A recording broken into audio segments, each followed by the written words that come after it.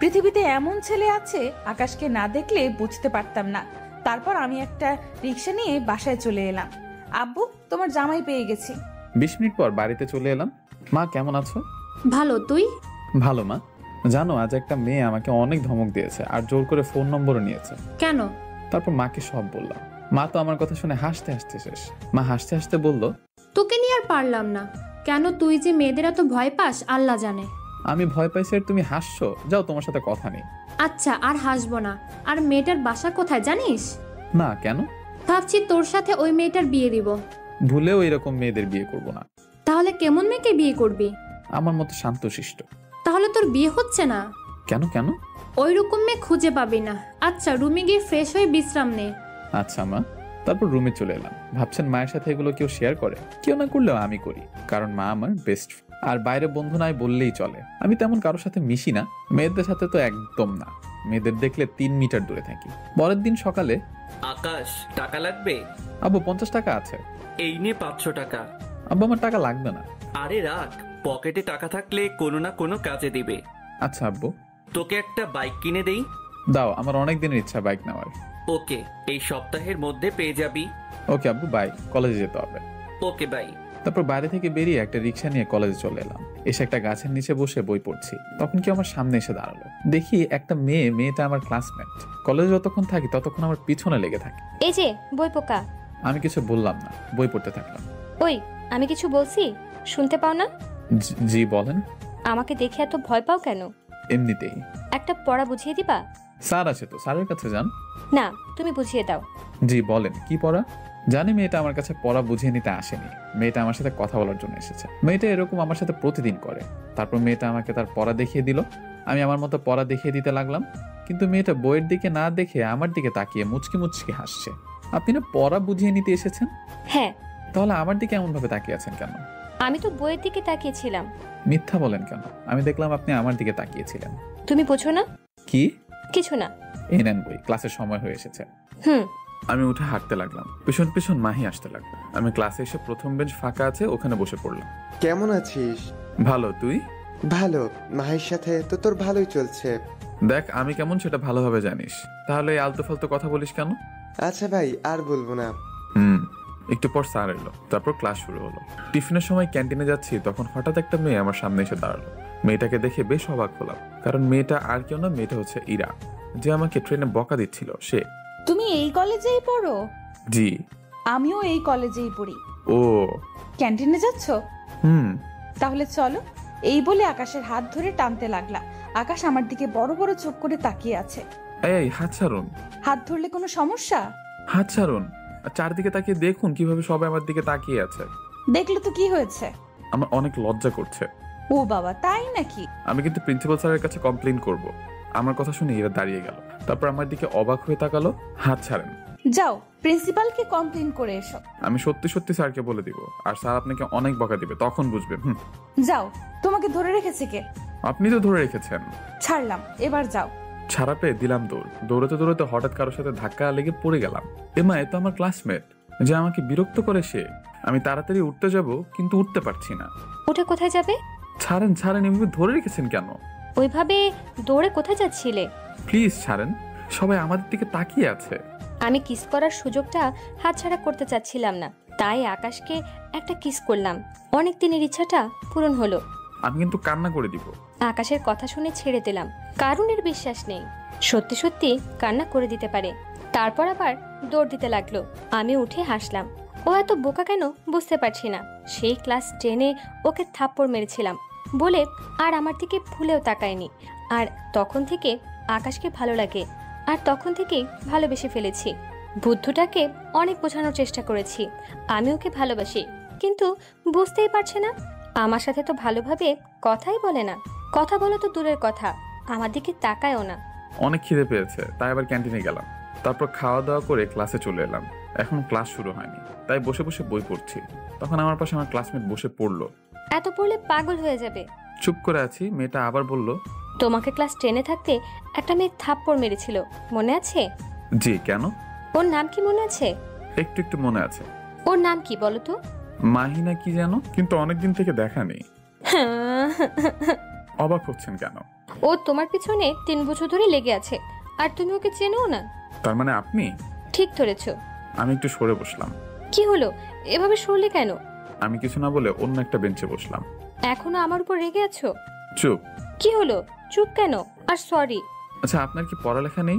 সবসময় আমার পিছনে লেগে থাকেন কেন? হ্যাঁ, না, আমার কাজ এটাই। এত পড়লে পাগল হয়ে যাব তো তাই পড়ি না, যদিও একজনের প্রেমে পাগল হয়ে আছি। মাহির কথা শুনে আর চোখে তাকালাম। তারপর আবার পড়ায় মনোযোগ দিলাম। মাহি বক বক করে যাচ্ছে আর আমি আমার মতো পড়ে যাচ্ছি। ক্লাসের ঘন্টা হয়ে গেল, তাই ক্লাসে সবাই আসতে লাগলো। মাহি উঠে ওর বেঞ্চে চলে গেল আর আমি আমার বেঞ্চে বসলাম। এভাবে সব ক্লাস শেষ হলো। বাড়ি যাওয়ার সময় ইরা নামের মেয়েটি আমার সামনে এসে দাঁড়ালো। রাতে ফোন দিব, রিসিভ করবা। যদি না করো তাহলে আগামী কাল তোমার 12টা বাজবে। আমি মাথা নাড়লাম। এবার যাও। আমি মাথা নড়িয়ে চলে এলাম। কিরে মা, ওটা আকাশ ছিল না? অনার্স 3rd ইয়ারে পড়ে। আব্বু, ওই বোকার কথা তোমাকে বলছিলাম। এর সাথে ট্রেন মজা করছিলাম। ওটা তো রহমান আঙ্কেলের ছেলে। রহমান আঙ্কেলটাকে চিনলাম না। মনে কর তোকে কে বৌমা বলতো। ও মনে পড়েছে, কিন্তু আকাশ এমন কেন? তুই আকাশের সাথে ট্রেনে যা যা করেছিস ও ঠিক ওর আম্মুকে বলে দিয়েছে। হ্যাঁ, কিন্তু তুমি জানলে কেমন করে? ও ছোট থেকেই এমন করে। ও আচ্ছা, তাহলে আজ কলেজে কি কি করলো সব ওর আম্মুকে গিয়ে বলবে। তুই যেমন আমাকে বেস্ট ফ্রেন্ড ভেবে সব কথা শেয়ার করিস, ঠিক আকাশও ওর আম্মুকে বেস্ট ফ্রেন্ড ভেবে সব কিছু বলে। ও পুরোপুরি একটা বোকা। কিন্তু ক্লাসের ফার্স্ট বয়। আচ্ছা, বাসায় চলো। বাসায় চলে এলাম। তারপর গোসল করে নামাজ পড়ে এলাম। এসে খেতে বসলাম, তখন ফোন বেজে উঠলো। ফোনের দিকে তাকিয়ে দেখি অচেনা নাম্বার। একবার ভাবছি ফোন রিসিভ করবো, আর একবার ভাবছি রিসিভ করবো না। এভাবে ফোন কেটে গেল। আবার বেজে উঠলো, তখন মা বলল, ফোন রিসিভ কর। নাম্বার তো চিনি না। তাই বলে রিসিভ করবি না? পরিচিত হলে কেউ রিসিভ করতাম। আচ্ছা, আমাকে দে। তোকে কেউ মেয়ে দেবে কিনা আল্লাহ জানেন। মা আমার কাছ থেকে ফোন নিয়ে রিসিভ করলো ওপাশ থেকে। ওই শালা, ফোন রিসিভ করতে এত সময় লাগে? এই মেয়ে, কে তুমি? ভদ্রতা জানো না? সরি, রং নাম্বারে ফোন চলে গেছে। আমি তাড়াতাড়ি ফোনটা কেটে দিলাম। মনে মনে বললাম, ওই শালা কি ভুল নাম্বার দিয়েছে? আমাকে ভুল নাম্বার দেওয়ার জন্য ওকে আগামীকাল ইচ্ছা মতো বকা দিব। বর্তমান সময়ের কিছু কিছু মেয়ে খুব অভদ্র। কে ছিল? কি জানি কে ছিল। কোনো সালাম নেই, ডাইরেক্ট বলছে শালা ফোন ধরতে এত সময় লাগে। এদের শিক্ষার অভাব। এটা আবার ট্রেনের গুন্ডিটা না তো? যদি ও হয় তাহলে নিশ্চয়ই কলেজে বকা দিবে। কেন কেন? এই গুন্ডিটা আমার কলেজেই পড়ে। তাহলে ওটা আমার বৌমা ছিল? মা, তুমি কি সব বলছো? আমি এক টেনশনে আছি আর তুমি মজা করছো। কি টেনশন? এই 3 বছর ধরে তো একটাই প্যারা আমার ক্লাসের, ওই মেয়েটি। আর আরেকটা হয়ে গেছে। মেয়ে দুইটা কেমন দেখতে? অনেক সুন্দর। কেন? আমাকে একদিন দেখাবি? মা, তুমি না, ধ্যাত আর খাবো না। রাগিস কেন? আচ্ছা, আর বলবো না, কিন্তু মেয়ে দুইটা কে দেখার জন্য অনেক ইচ্ছে হচ্ছে। তোমার ইচ্ছে তোমার কাছে রাখো। আগামীকাল তোর সাথে তোর কলেজে যাব। মা, তুমি কিন্তু ধ্যাত এভাবে মজা করো কেন? এখন একটা সলিউশন দাও, কিভাবে এদের থেকে বাঁচতে পারবো। ওদের দুজনকে বিয়ে করে নে। আবার মজা? আচ্ছা, আর মজা করব না, এবার লক্ষ্মী ছেলের মতো খেয়ে নে। আর কবে যে তুই বড় হবি বুঝতে পারছি না। তারপর খাওয়া দাওয়া শেষ করে রুমে চলে এলাম। রাতে বসে বসে পড়ছি, তখন আবার ফোন বেজে উঠলো। ফোনের দিকে তাকিয়ে দেখি দুপুরে যে নাম্বার থেকে ফোন এসেছিল ওই নাম্বারটা থেকে ফোন এসেছে। বুঝতে পারছি না রিসিভ করবো কি করবো না। না ধরলে বকা খেতে হবে, তাই বকা খাওয়ার ভয়ে রিসিভ করলাম। আসসালামু আলাইকুম। কে? আপনি কে? জি, আমি আকাশ। আমি ইরা। আর দুপুরে কে ফোন রিসিভ করেছিল? জি, আমার আম্মু। তোর ফোন ধরতে কি হয়েছিল? আল্লাহ হাফিজ। এত তাড়াতাড়ি? তো আর কি করব? আমার সাথে কথা বলো। আমার পড়া আছে। ডাক তোর পড়া। আমি আর কিছু বললাম না, ফোনটা পাশে রেখে পড়তে লাগলাম। হ্যালো, ওই কথা বলো না কেন? কি হলো, চুপ কেন? আমি শুনছি তো, আপনি বলতে থাকেন। তুই আগামীকাল কলেজে আয়, তখন তোকে মজা দেখাচ্ছি। ইরার কথায় অনেকটা ভয় পেয়ে গেলাম, না জানি আমার সাথে কি করে। আমতা আমতা করে বললাম, জি বলেন। তুই আগামীকাল কলেজে আয়, তখন তোর সাথে কথা হবে বলে ফোন কেটে দিলাম। আবার ট্রেনের কথা মনে পড়তেই হাসি পাচ্ছে। আর আজকে তো আকাশ এত বোকা কেন বুঝতে পারি না। আকাশের কথা ভাবতে ভাবতে ঘুমিয়ে পড়লাম। ধ্যাত, দুজন আমার পিছনে কেন পড়ে আছে বুঝতে পারছি না। জানো আম্মু, আজকে তোমার জামাইয়ের সাথে একটা ঘটনা ঘটেছে। আজকের দিনটার কথা কখনো ভুলতে পারবো না। আমার জামাই মানে? আরে আকাশ, ওই বুদ্ধুটা। ও, আর আকাশের সাথে কি হয়েছে? আর আকাশের মা কিন্তু আমার কলেজ ফ্রেন্ড। এটা আগে বলনি কেন? আগে জানলে কি করতি? শালাকে উঠিয়ে নিয়ে বিয়ে করতাম। তুই কিন্তু বাংলা সিনেমার ইতিহাসটা উল্টে দিচ্ছিস। এটা কিন্তু জাতি মেনে নিবে না। কি ইতিহাস উল্টে দিতাম? যেখানে নায়ক নায়িকাকে উঠিয়ে নিয়ে গিয়ে বিয়ে করে, সেখানে তুই নায়িকা হয়ে নায়ককে উঠিয়ে বিয়ে করবি বলছিস? তো এটা বাংলা সিনেমার ইতিহাস উল্টো নয়? আমি আবার কিসের নায়িকা? কেন গল্পে? বধুটাকে অনেক ভালোবাসি, ওকে বিয়ে করব। অ্যাঁ? আর তুমি তোমার বান্ধবীকে বলে রাখবে যেন অন্য কোথাও মেয়ে না দেখে। আমি পড়া শেষ করে দিলাম ঘুম। পরের দিন সকালে মায়ের ডাকে ঘুম ভাঙলো। ঘুম থেকে উঠে ফ্রেশ হয়ে পড়তে বসলাম। পড়া শেষ করে খেতে এলাম। মা খেতে দাও। তুই বস, দিচ্ছি। মা খাবার দিল, আমি খেতে লাগলাম। খাওয়া দাওয়া শেষ করে রুমে চলে এলাম। তারপর কলেজ যাওয়ার জন্য রেডি হয়ে বাইরে এলাম। একটা রিক্সা নিয়ে কলেজে চলে এলাম। রিক্সাওয়ালাকে টাকা দিয়ে ভয়ে ভয়ে ভেতরে গেলাম। বলে না, যেখানে ভূতের ভয় সেখানেই রাত হয়। হাঁটছি, তখন ইরা যেন কোথা থেকে এসে আমার সামনে দাঁড়ালো। তারপর আমার হাত ধরে টেনে এক সাইডে নিয়ে গেল। আমি তাড়াতাড়ি হাত ছাড়িয়ে নিয়ে আমার গালে হাত দিলাম। আকাশের এমন কাণ্ড দেখে সব রাগ উধাও হয়ে গেল। হাসতে হাসতে বললাম, কি হলো, এভাবে গালে হাত দিলা কেন? আপনি যদি থাপ্পড় মারেন তাই। আকাশের এমন কাজ দেখে মনে মনে অনেক হাসছি।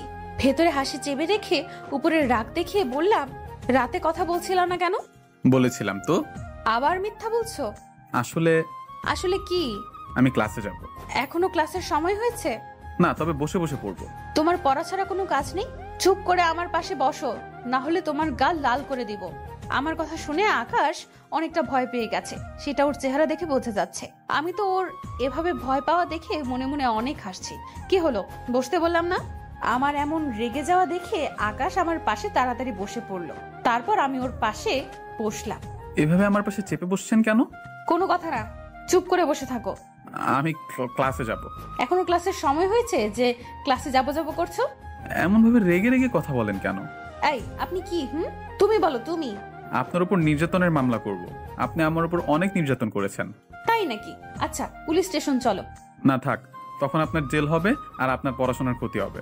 ওই শালা, তোর পড়াশোনা নিয়ে কথা বলা ছাড়া কোনো কাজ নেই? এভাবে রেগে রেগে কথা বলেন কেন? আমি কিন্তু কান্না করে দিব। ইরা আমার কথা শুনে আমার দিকে অবাক হয়ে তাকিয়ে আছে। এমন ভাবে বড় বড় চোখ করে দেখেন কেন? আমার ভয় করছে তো। রহমান আঙ্কেল কি চিজ বানিয়েছে রে মাইরি, লাখে একখান। আজ তোমার বাসায় যাব। হ্যাঁ, আমার সাথে কেন আমার বাসায় যাবেন? ইচ্ছা হয়েছে তাই যাব। তোমার কোনো সমস্যা? ক্লাসে যাব। থাক, তুই এত বোকা কেন? বুঝতে পারছিস না?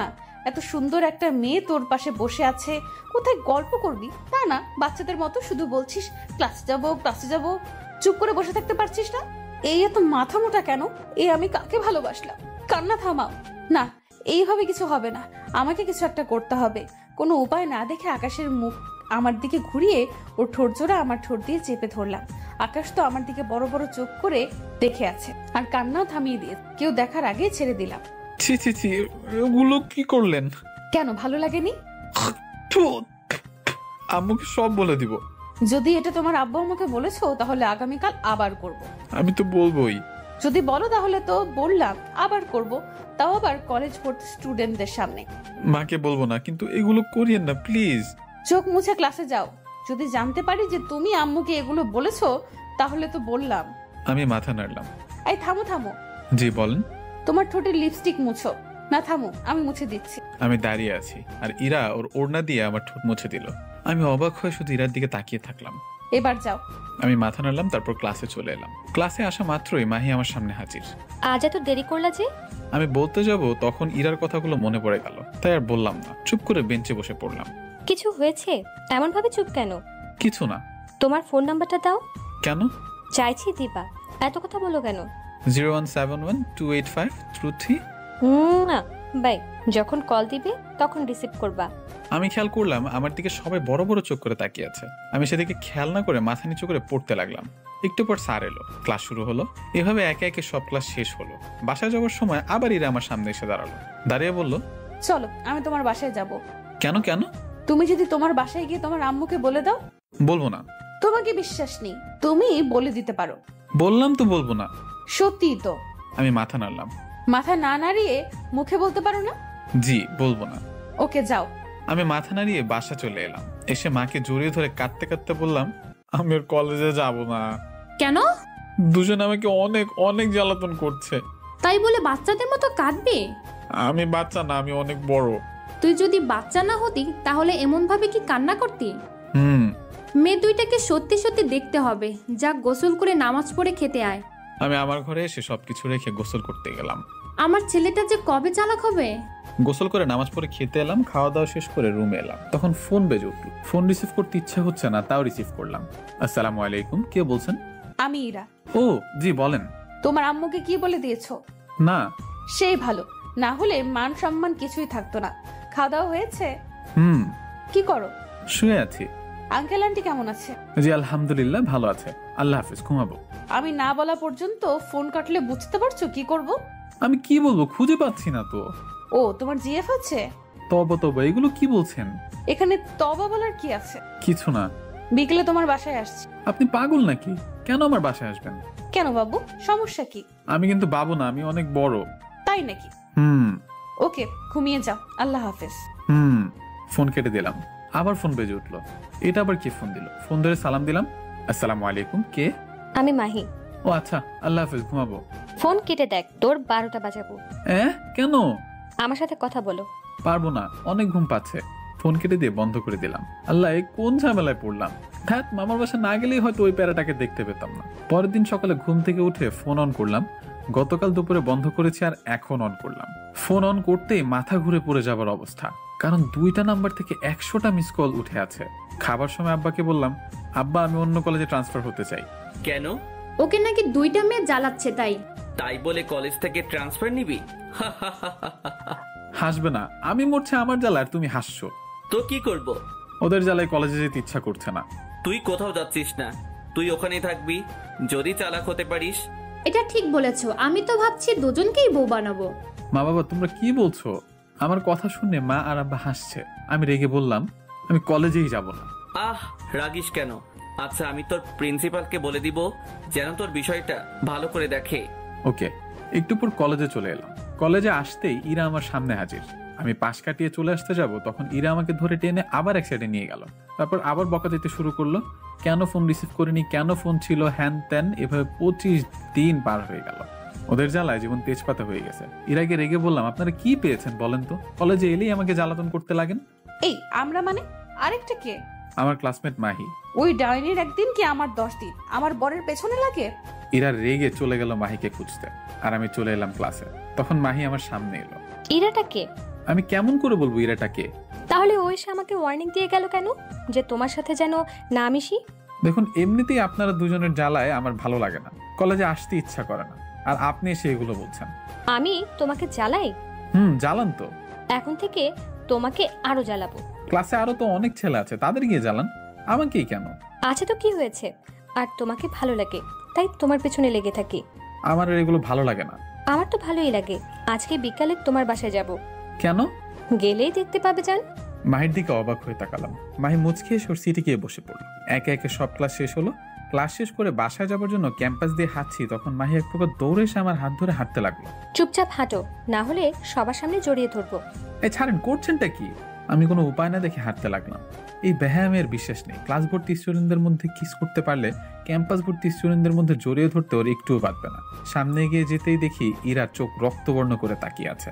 ইরা এসেই মাহির গালে ঠাস ঠাস করে 2টা থাপ্পড় দিল। আকাশের হাত ধরার সাহস পেলে কোথায়?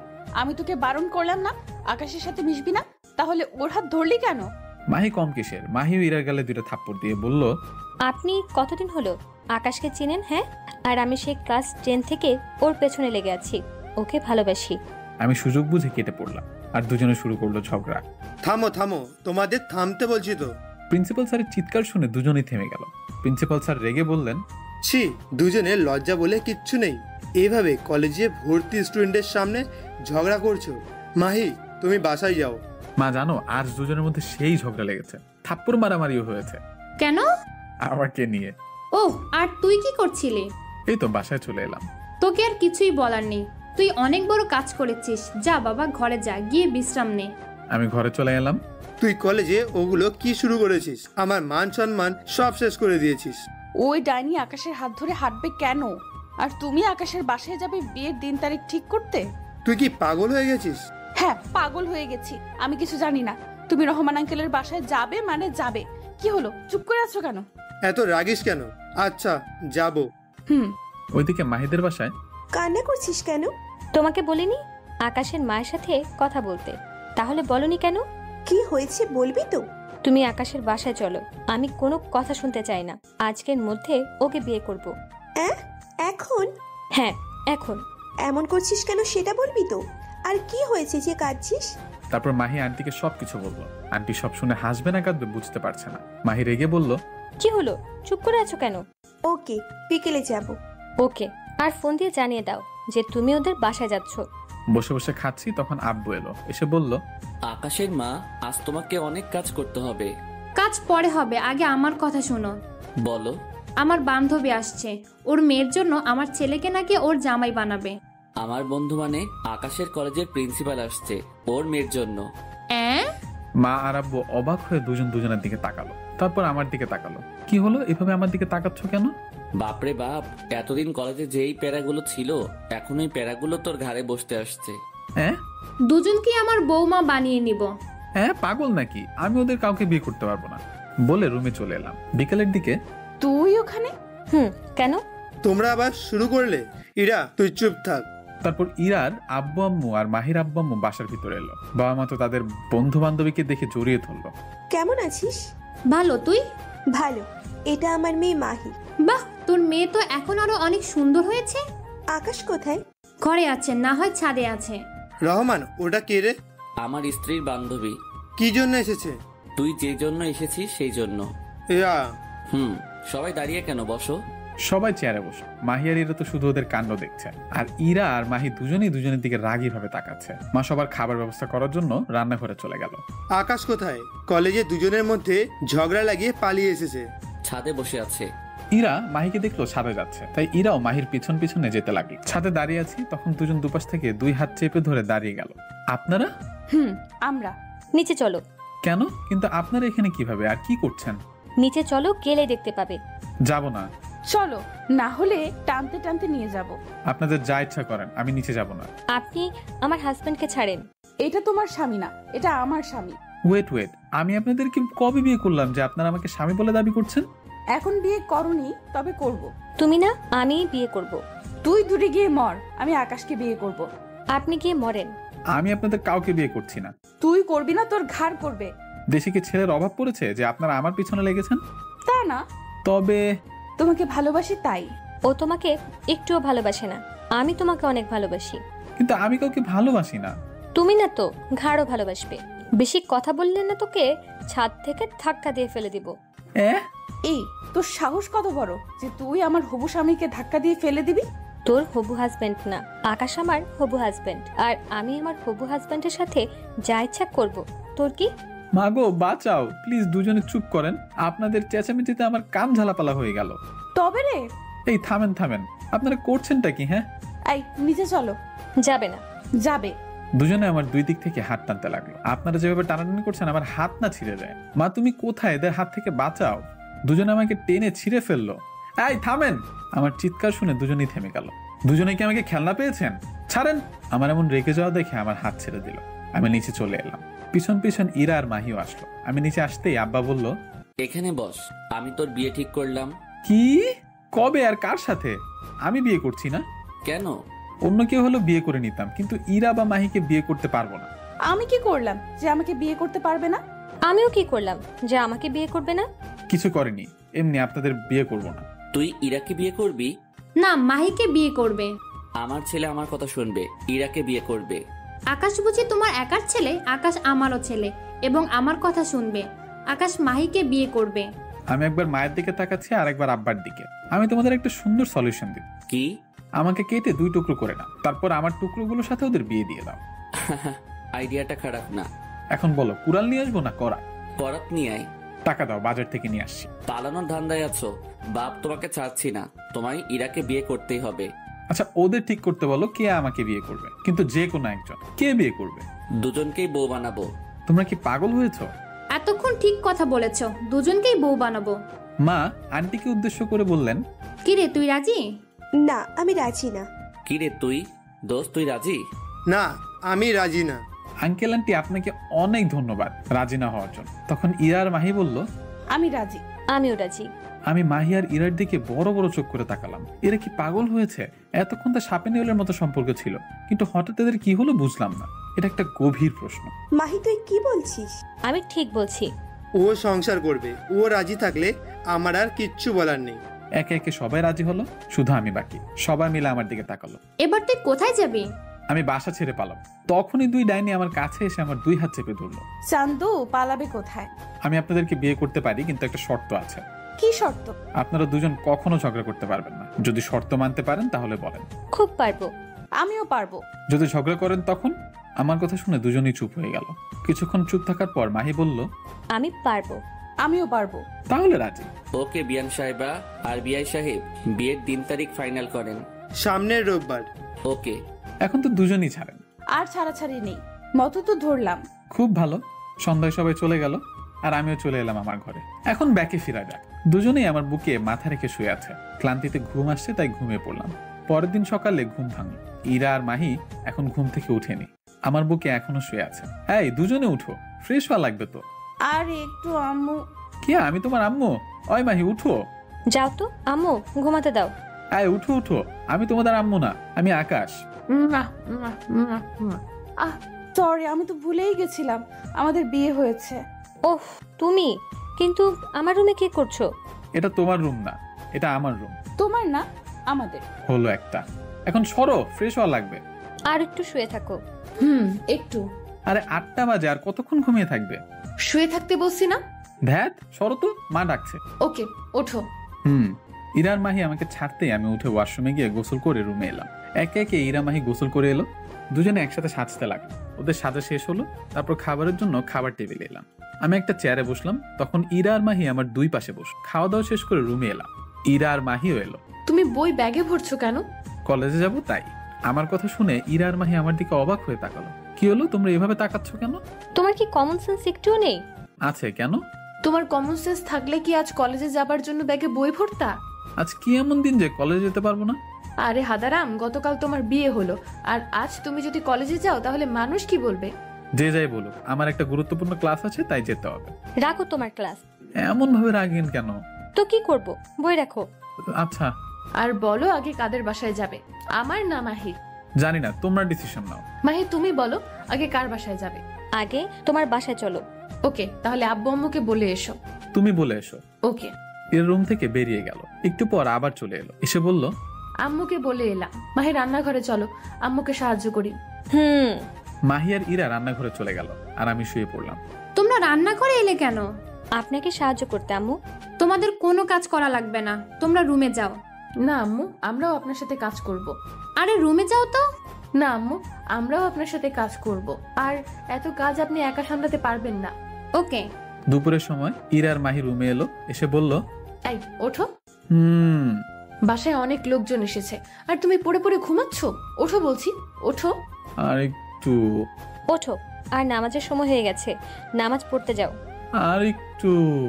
আপু, তুমি ওর হাত ধরো, দুজনে ওকে টেনে বিছানা থেকে নামাই। আমি আর মাহি আকাশের দুই হাত ধরে টেনে উঠাতে গেলাম, আর তখন আকাশ আমাদের দুজনকে টান দিল। আমরা দুজন এটার জন্য প্রস্তুত ছিলাম না, তাই দুজনেই আকাশের বুকে পড়ে গেলাম। আকাশের বুকে পড়লাম ঠিকই, কিন্তু আমার মাহির মাথা অনেক জোরে আঘাত করলো। ওহ, ও মা গো, গেলাম গো। দুজনে কপাল নাড়ছে আর আমি হাসছি। এমা, তোমরা এমন কপাল নাড়ছো কেন? নিজে আমাদের দুজনকে ধাক্কা দিয়ে বলছে, এ মা তোমরা কপাল নাড়ছো কেন? আমি তোমাদের ধাক্কা দিইনি, তোমরা দুজনে দুজনকে ধাক্কা দিয়েছো। টান দিয়েছিল কে? আমি, কিন্তু এতে আমার কোনো দোষ নেই। এখানে আমাকে রাগ দেখে কোনো লাভ নেই। ওঠো। উঠছি। তারপর বিছানা থেকে উঠে অজু করে নামাজ পড়তে গেলাম। নামাজ পড়ে এসে সবাই একসাথে খাওয়া দাওয়া করলাম। বাকি সময়টা এমন ভাবেই পার হয়ে গেল। বিকেলে তিনজনে ইরাদের বাসায় চলে এলাম। ইরাদের বাসায় আজ রাত থাকলাম। তারপরের দিন বিকালে আবার মাহিদের বাসায় চলে এলাম। রাতে শুয়ে আছি, তখন ইরা এসে বলল, খেতে চলো। তারপর বিছানা থেকে নেমে খেতে এলাম। তখন আন্টি বললেন, মাহি জামাইকে খেতে দে। আম্মু। সবাই একসাথে বসো। তাহলে খাবার দিবে কে? যার যেটা প্রয়োজন সে সেটা নিয়ে নেবে। মাহি আমার পাশে বসে পড়ল। খাচ্ছি, তখন দুজন দুদিক থেকে 2 পিস করে 4 পিস মাংস আমার প্লেটে উঠিয়ে দিল। আমি দুজনের দিকে তাকালাম। এভাবে দেখছো কেন? আমি মানুষ, কোনো যান্ত্রিক মেশিন না। এর আগে দুজন 4 পিস মাংস দিলে, এখন আবার দিলাম। তো মানুষ কত খায়? খেয়ে নাও বাবা, মাত্র তো 6 পিস খেয়েছো, কম করে হলেও 15 থেকে 20 পিস মাংস খেতে হবে। আন্টির কথা শুনে চুপ হয়ে গেলাম। এরা কি আমার রোবট পেয়েছে নাকি, না আমাকে মেরে ফেলার ধান্দায় আছে? একটু পর খাবার খেয়ে উঠতে যাব, তখন মাহি বলল, এত তাড়াতাড়ি উঠছো কেন? এখন তো অনেক কিছু খেতে বাকি আছে। এরপরে আরো? জামাই আদর বলে কথা, তোমাকে খেতে তো হবে। আমি আর পারবো না। আর একটু খেলে নিশ্চিত ব্যাট ফেটে যাবে। আরে কিচ্ছু হবে না। আমি আর পারবো না। মাহি মজা করছে, তুমি রুমে যাও। আমি রুমে চলে এলাম। কিছুক্ষণ পর মাহি আর ইরা এলো। তারপর দুজনে দুই দিক থেকে জড়িয়ে ধরে শুয়ে পড়লো। তারপর দিলাম ঘুম। পরের দিন বিকেলে বাসায় চলে এলাম। রাতে বুঝলাম এটা টস হলো, এখন টি-20 ম্যাচ শুরু হবে। পরের দিন সকালে চলো যাওয়া যাক। তিনজন বাড়ি থেকে বেরিয়ে এলাম। তারপর হাঁটতে লাগলাম। আমি মধ্যখানে আর দুইজন দুই পাশে। ইরা আর মাহিকে মনে হচ্ছে আমার বডিগার্ড, আর রাস্তার লোক তো আমার দিকে কেমন করে তাকাচ্ছে। একটু পরে কলেজে চলে এলাম। ক্লাসের সময় হয়ে গেছে, তাই ইরা ওর ক্লাসরুমে চলে গেল আর মাহি আমার সাথে ক্লাসে চলে এলো। ক্লাসে এসে রিপনের পাশে বসে পড়লাম। ভাই তোরই কপাল, আমরা এত মেয়েদের পিছনে পিছনে ঘুরলাম কিন্তু একটাও পেলাম না, আর তুই শালা হাবাগোবা থেকেও 2টা পেলি। স্যার চলে এসেছে, ক্লাসে মনোযোগ দে। এত কষ্টে কোনো কিছুতেই মন বসছে না। রিপন আমার কানের কাছে বকবক করে যাচ্ছে আর আমি স্যারের লেকচার শুনতে ব্যস্ত হয়ে আছি। এভাবে টিফিনের সময় হয়ে এলো। মাহি আমার কাছে এসে বলল, ক্যান্টিনে চলো।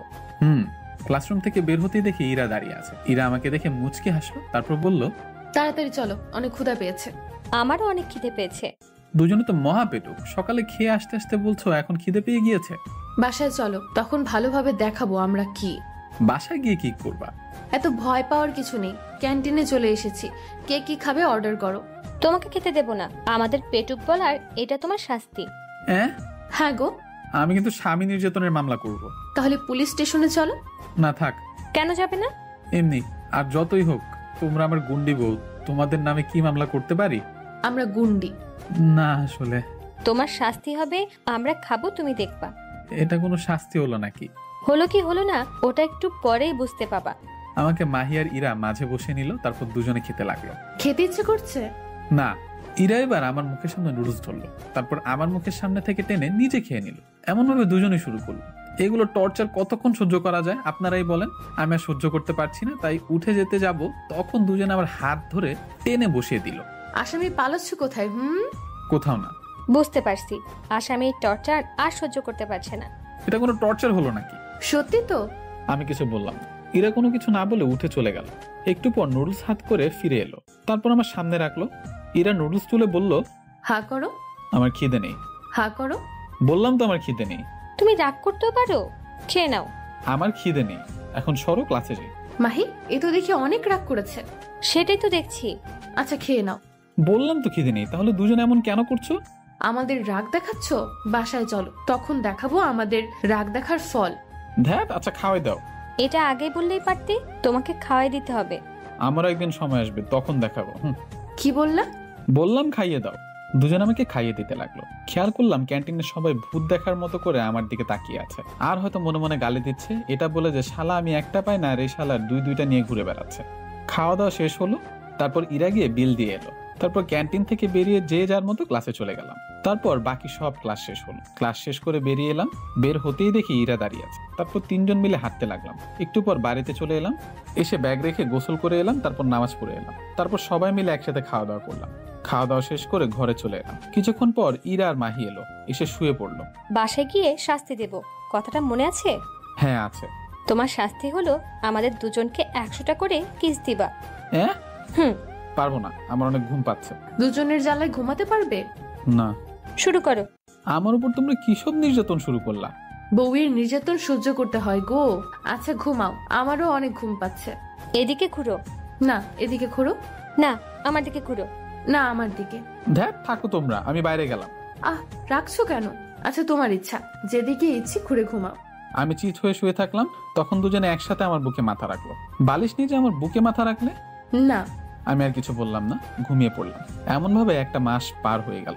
1 মাস পর ক্যাম্পাসে বসে আছি, তখন ফোনটা বেজে উঠল। পকেট থেকে ফোন বের করে অনেক অবাক হল। কে ফোন দিয়েছে? তেমন কেউ না। আচ্ছা এখানে একটু বসো, আমি কথা বলে আসছি। কে এমন ফোন দিয়েছে যে আমাদের সামনে বলা যাবে না? বলা যাবে, তবে সময় হলেই। কি বলছো? কিছু বুঝতে পারলাম না। আমি কিছু না বলে একটু দূরে গিয়ে ফোন রিসিভ করলাম। আসসালামু আলাইকুম স্যার। ওয়ালাইকুম আসসালাম। কোথায় আছো? কলেজে স্যার। অফিসে আসা লাগবে। গোপন সূত্রে খবর পেয়েছি নৌবন্দর দিয়ে একটা বড় চোরাচালান হতে যাচ্ছে। এই চোরাচালান ধরতে পারলে দেশের অনেক লাভ হবে। ওকে স্যার, আমি আসছি। ওকে, তোমরা কলেজের বাইরে গাড়ি দাঁড় করানো আছে, আর সাথে রিপনকে তাও নিয়ে এসো। Okay sir. ACP sir phone কেটে দিল। তারপর আমি ফোন পকেটে রেখে ইরা আর মাহির কাছে গেলাম। কে ছিল? তেমন কেউ না, চলো ক্লাসের সময় হয়ে এলো, ক্লাসে যাই। তারপর ক্লাসে চলে এলাম, এসে রিপনের পাশে বসে পড়লাম। তারপর রিপনকে বললাম এসিপি স্যার ফোন দিয়েছিল। তারপর আমাদের ডাকলো এখনই, বাইরে গাড়ি দাঁড়িয়ে আছে। বসে কেন, চল তাহলে। তারপর আমি আর রিপন ক্লাস থেকে বেরিয়ে এলাম। তারপর কলেজের বাইরে চলে এলাম। কলেজ থেকে বের হতেই আমাদের সামনে একটা গাড়ি এসে থামলো। আমি আর রিপন তাড়াতাড়ি গাড়িতে উঠে পড়লাম। আমাকে সবাই সালাম দিল। আমি সালামের উত্তর দিলাম, বুঝতে পারছি আপনারা কিছুই বুঝতে পারছেন না, তাহলে শুনেন। আমি আর রিপন সিআইডি অফিসার, আমাদের কাজ তো জানেন, আর কি বলবো। স্যার কেমন আছেন? দুইটা বউ পেয়ে কি খারাপ থাকতে পারে? স্যার দুইটা বিয়ে করেছেন? তোর হিংসা হচ্ছে? তো হবে না, আমরা একটা পেলাম না আর তুই দুইটা বিয়ে করলি। এবার মিশন থেকে বাড়ি ফিরে আঙ্কেল আন্টিকে বলবো তোকে বিয়ে দেওয়ার জন্য। তাহলে তো ভালোই হয়। তাহলে এই কথাই থাকলো। এভাবে গল্প করতে করতে 3 ঘন্টা পর আমাদের অফিসে চলে এলাম। অফিসের ভিতরে এসে এসিপি স্যার কেবিনে গিয়ে, আসসালামু আলাইকুম স্যার। ওয়ালাইকুম আসসালাম, বসো। জি স্যার। এই ফাইলটা দেখো, এখানে সব ডিটেলস দেওয়া আছে। অনেক বড় চোরা চালান হচ্ছে, আমাদের সেটা ধরতে হবে। ধরতে পারলে দেশে অনেক লাভ হবে। জি স্যার, আমি সব দেখেছি, আপনি নিশ্চিন্তে থাকুন। আমার বিশ্বাস তুমি পারবে, তাই তো তোমাকে ডাকা। আমার উপর এতটা বিশ্বাস রাখার জন্য ধন্যবাদ। ওকে স্যার, আমি আমার ডেস্কে গেলাম। ওকে। তারপর আমি আমার ডেস্কে চলে এলাম, এসে ফাইলটি দেখতে লাগলাম। আর ওদিকে তো লঙ্কা কাণ্ড শুরু হয়ে গেছে। আপু, আকাশ কোথায় গেল? তোমার সাথেই তো থাকার কথা। ক্লাস শুরু হওয়ার আগে রিপন আর আকাশ ক্লাস থেকে বের হলো, তারপর আর ক্লাসে আসেনি। কি বলছো? আর ওর ফোনে ফোন দিচ্ছি কিন্তু বন্ধ বলছে। বাসায় চলো তো। খুব টেনশন হচ্ছে, গেল কোথায় বুঝতে পারছি না। তারপর ইরা আর মাহি বাড়িতে চলে গেল। বাড়ি গিয়ে ইরা বলল, আম্মু, আকাশ কি বাড়িতে এসেছে? না। কি বলেন? তাহলে কোথায় গেল? কোথায় যাবে, তোমার সাথেই থাকবে। না আম্মু, আমরা ওকে খুঁজে পাচ্ছি না। ক্লাস শুরু হওয়ার আগে আকাশ আর ওর বন্ধু রিপন বেরিয়েছে, তারপর আর ক্লাসে আসেনি। ফোন দিচ্ছি কিন্তু ফোন বন্ধ বলছে। কোথাও গেলে আমাকে বলে যায়, চিন্তা করো না, হয়তো আছে কোথাও। সন্ধ্যা পার হয়ে রাত হয়ে গেল, কিন্তু আমার কোনো খোঁজ নেই। আর আমি ইচ্ছা করে ফোন বন্ধ রেখেছি, যেন ফোন না দিতে পারে। কারণ দুজনকে একটু কষ্ট দিব, তাই কেমন আমাকে ঝাড়ি দেয়। এবার দুজনে মজা বুঝবে। দুজন তো কেঁদে কেঁদে বিছানা ভাসিয়ে দিয়েছে। ইরার মা বাবা, মাহির মা বাবা আমাদের বাড়িতে এসেছে আর দুজনকে সান্ত্বনা দিচ্ছে। আম্মু, আকাশ কোথায় গেল? ওর কিছু হয়ে গেল না তো? কান্না করিস না, আকাশের কিছু হয়নি। রাতে আমাদের টিম বন্দরে চলে এলো। কিছুক্ষণ পর বন্দরে 2টা জাহাজ এসে ভিড়লো, সাথে সাথে 2টা ট্রাক এলো। তারপর জাহাজ থেকে বক্স নিয়ে ট্রাকে ভর্তি করতে লাগলো। তারপর আমি ইশারা করলাম। আমার ইশারা পেয়ে ওদের দিকে এগিয়ে যাচ্ছে। হঠাৎ ওরা দেখে ফেললো আর গুলি করা শুরু করলো। আমাদেরকেও বাধ্য হয়ে গুলি করতে হলো। এমন ভাবে বেশ কিছুক্ষণ গোলাগুলি হলো। আমি হাতে একটু আঘাত পেলাম, কিন্তু ওরা সবাই শেষ হলো। ওদের লিডারও মারা গেল। রিপন আমার কাছে এসে বলল, তুই ঠিক আছিস তো? চল দেখি বক্সে ওগুলো কি আছে। ট্রাকের কাছে এসে রিপন বক্স খুললো। বক্স খুলে তো অবাক, কারণ সবাই সোনায় ভর্তি। তারপর আমাদের টিমের সবাই বক্সগুলো ট্রাকে উঠিয়ে আমাদের অফিসে চলে এলাম। তোমরা সবাই ঠিক আছো তো? আমি একটু আঘাত পেয়েছি স্যার। রিপন, আকাশকে ব্যান্ডেজ করে দাও। জি স্যার। রিপন আমার কেটে যাওয়া জায়গা পরিষ্কার করে ব্যান্ডেজ করে দিল। তারপর আমি আর রিপন ভাড়া বাসায় এসে ঘুমিয়ে পড়লাম। পরের দিন সকালে অফিসে গেলাম। তখন এসিপি স্যার বলল, প্রাইম মিনিস্টার আজ তোমাকে মেডেল প্রদান করবে।